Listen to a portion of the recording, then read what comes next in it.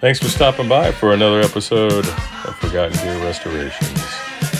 We're tackling a Blues Junior that went barbecue mode.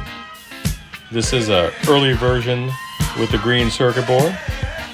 We're going to track down the main culprit behind this catastrophic failure, and then we'll see what we can do to ensure it never happens again.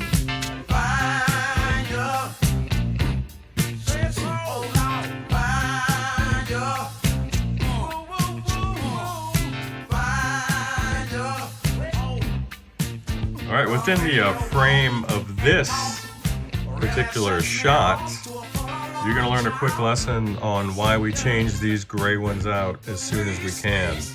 These aren't the blue ones that tend to hang on a bit longer. These are the really bad ones. These are infamous.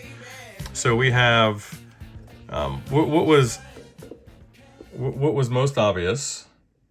We have R32, which is a dropper resistor between the reservoir cap, this guy over here, and the screen node, the screen supply.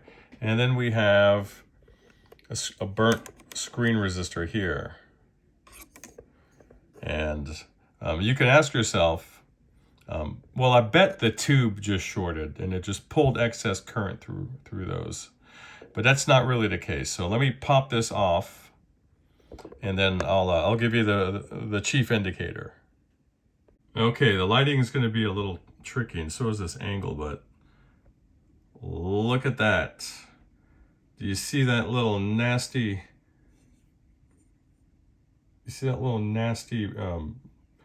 ejecta there coming out, the anode end, the positive, you see that plus sign, the positive side of that cap. We have a cap that's shorted and is physically leaking. Sometimes they could physically leak without electronically shorting, but that's not the case here.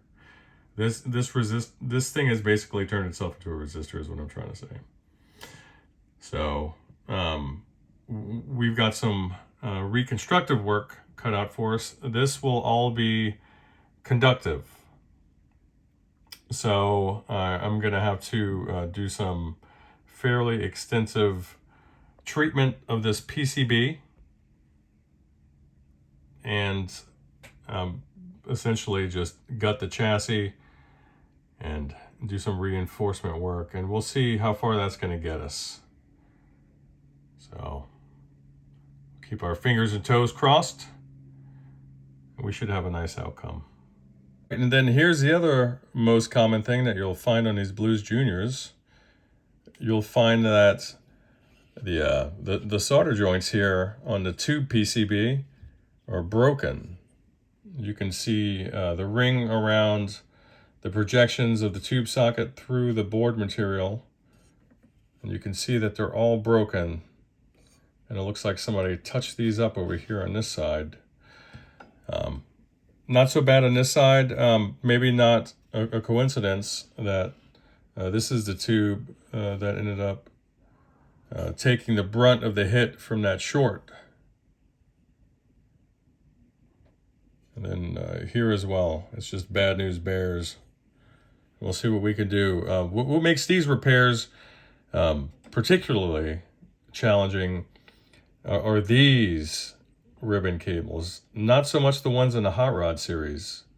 Rather, this is part of the Hot Rod series, but in particular, and specific to the Blues Junior, this particular type here are incredibly frail. So you can only bend these a few times before they break. And then you're stripping wires, and you've got a very, very costly repair. Usually, to be quite frank with you, exceeding the value of these on a used market, at least before the prices were so inflated. It's just a tremendous amount of labor. But if this is somebody's keeper, you do what you got to do. And they're the ones who determine whether it's worth it or not. Everybody has their line in the sand. So we don't judge. All right. That's it for now.